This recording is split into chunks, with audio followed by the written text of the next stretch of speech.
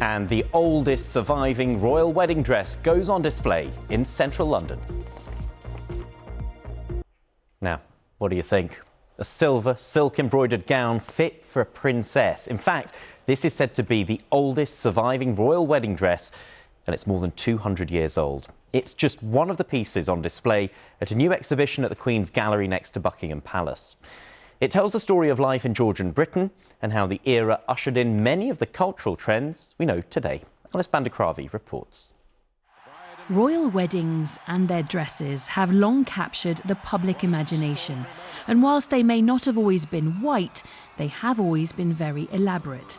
Like this one, the oldest surviving royal wedding dress, dating back to the marriage of Princess Charlotte in 1816. As per the royal tradition in the 19th century, it was silver, and this one was preserved after the unfortunate bride died in childbirth a year later.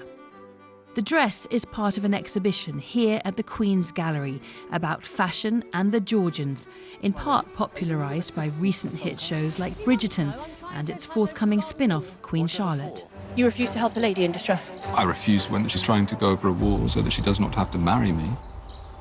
Hello, Charlotte. Your Majesty. To you, I'm George.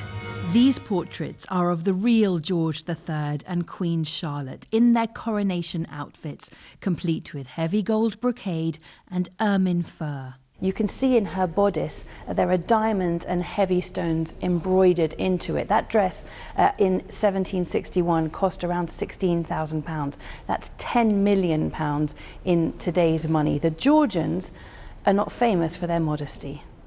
But beyond the visual splendour of the period, what do the clothes of this era say about the people who wore them?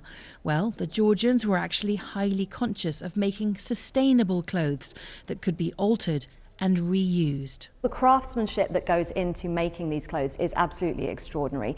It would have taken weeks just to set up a loom to weave a complex silk, and it might take a week to weave enough just for one dress, for example. A lace maker making 50 centimetres of lace, that would take a year of the very finest lace. So extraordinary craftsmanship. So it was a valuable possession, and that's why we see this process of recycling.